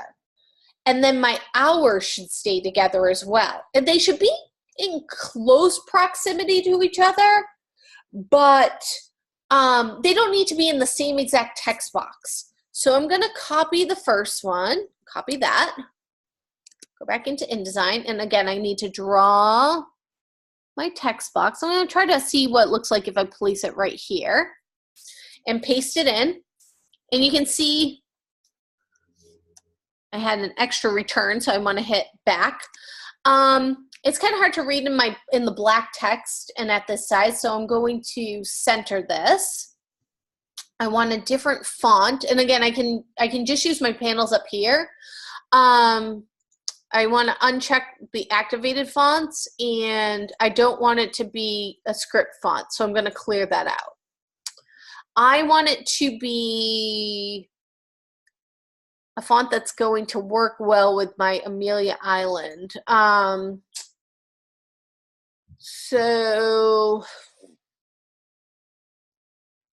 And my logo has a serif font, which has the little feet, and then it also has a sans serif font. So I'm just going to try to pick, a serif font that I think will work well with it. And the one I'm going to pick is, no, not Baskerville, probably Gaudi. I feel like Gaudi works well with almost anything. Gaudi Old Style. And I want it to be a little bit bigger, so I'm going to expand again, Command-Shift, period. And it's kind of hard to read at this color, so I need to look and see if, you know, if this is going to work, or if I need to, the white, I don't know. I don't know if that's necessarily going to work. Maybe if I bring it down here, oh, that works better. So maybe I'll keep that down here, and then maybe I'll just run my hours. I don't feel like my hours are as important, you know, size-wise as where we're located. So maybe I'll run my hours a little bit smaller down at the bottom. So let me draw a text box here. And again, I'm within my margin. Go over and grab my hours. Copy those. Paste them in. And I want to match this font. So I don't want to use two different fonts. I'm going to go to Gaudi again. Old Style Regular. I'm going to change it to white. And I want it to be on one line. And you'll notice that it's kind of running off. I can't see where the rest of it is. I get this red box, this box with a plus sign here. That means that there's overset text. So there's two ways you can go about this. You can open up your text box, but again, now I'm outside the margin, but at least I can see what is outside of the margin. So I'm gonna put my cursor right here and hit back. And I wanna add a bullet point in, so I'm gonna space, hit Option 8, and that adds in a bullet point. And then maybe I'll line this up right justified.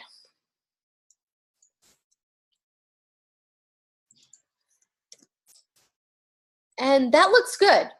So that's about all I have time to show you is one cover today. But I want to show you how to package this because that's very important. So I'm going to save, and you should be saving and saving often. Don't save just at the end like I did. Bad idea. But you're going to get the naming convention where it says zip and package this folder and name it. You want your InDesign file to have the same exact naming convention, so you can copy that and go to File, either Save or Save As, and Mod 12, DES 105, Week 1, my assignment. I'm just going to add in the naming convention, S. McNamara. I'm going to hit Save. It's going to save my file. But it needs to be packaged. And the reason why it needs to be packaged is because when I open up your files, I might not have your fonts on my machine. I definitely won't have your images on my machine. I definitely won't have this background that you made, and I might not have your logo on my machine. So it would all come up missing for me.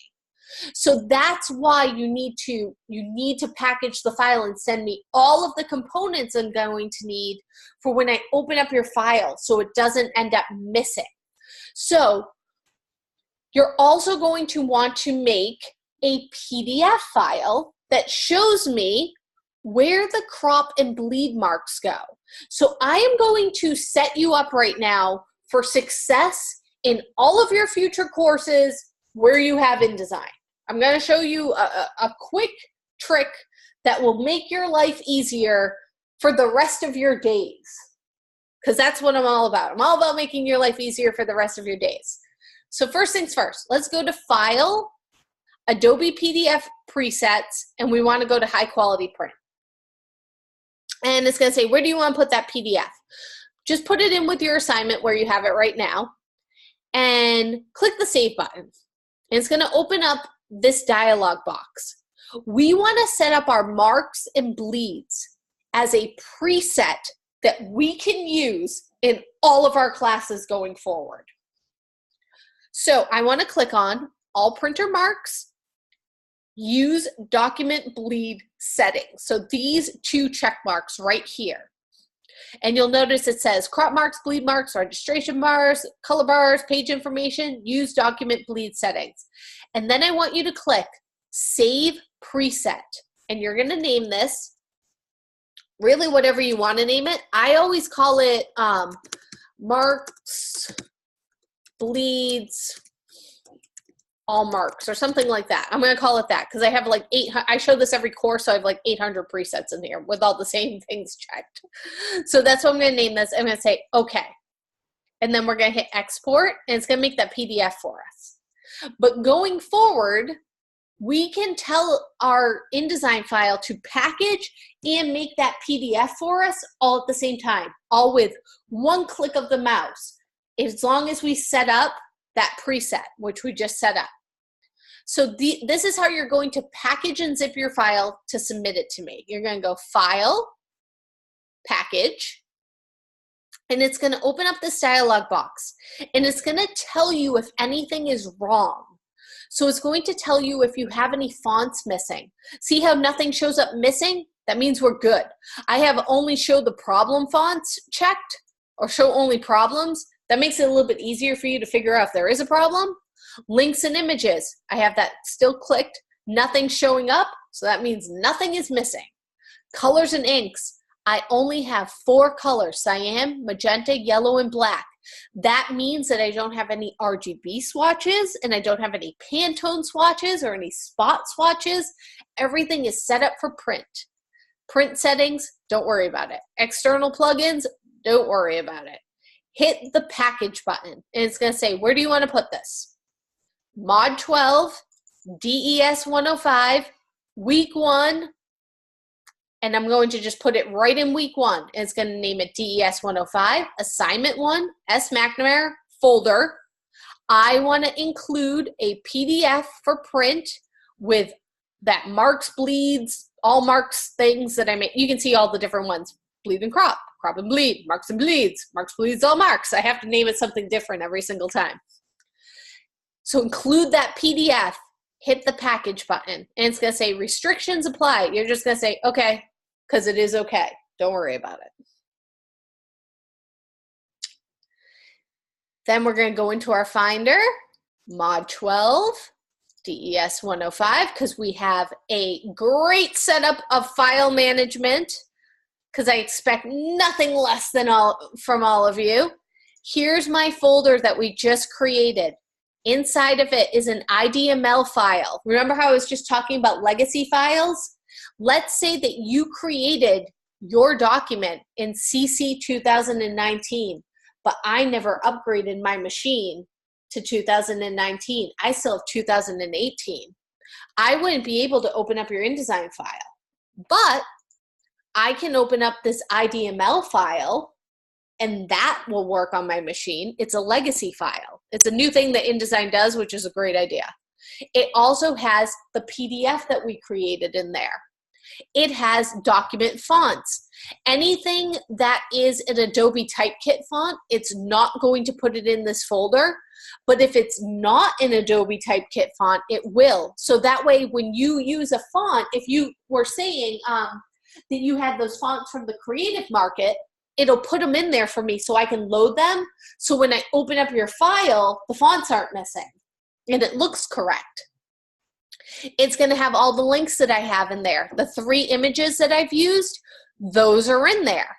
Before you zip and submit everything, open up your PDF and make sure it looks correct. You should see these registration bars. You should see where it's going to be cut. Here's your crop line right there. And this is your bleed line, the outer marks right here. It'll also show you the name of the document and when the document was created. And it should be 2 pages with 2 different menus. We'll close that up. But what you need to do is you need to go back out of this folder because you need to select the whole folder and compress it to make that zip file. Don't submit just the InDesign file. Don't submit just the PDF file. Definitely don't submit the IDML because if I don't have anything that goes along with it, all it shows me is gray boxes, which, you know, isn't very helpful. You need to submit the entire zipped folder. So you'll go in to submit assignment, choose the folder. Again, because we have great file management, we know exactly where it is to find it. Here it is. And if you want to, what you can do is click add another file and choose that PDF you made. And what I can do, oh, whoops, I'll have to fix this. I'll fix this, don't worry.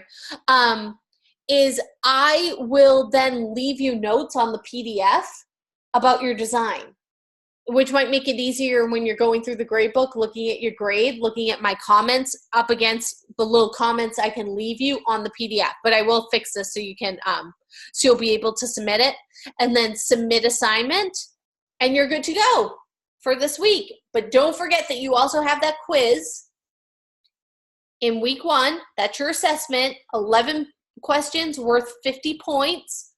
I know we went over so many things today, but again, don't forget those readings and videos in the readings and videos tab for week 1. That is going to help to fill in some of the gaps of the things that I've gone over today in InDesign. It's going to give you step by step on each of the different tools, step by step on, you know, going a little bit slower to set up that document. So please make sure that you're reading and watching those videos for this week.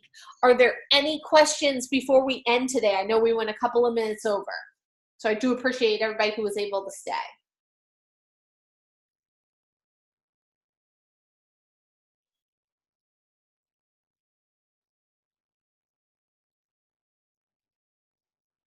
And again, don't forget that the multi-session is tomorrow. So if you do have some questions, you can jump into the multi-session tomorrow.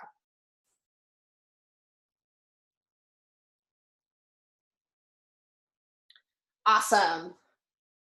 All right, guys. Well, thank you so much for being able to make it today. We had a nice big class, which I always love, especially on day 1. Don't forget to respond to the email that I sent you, so that way I can check it off in my list that everybody's responded.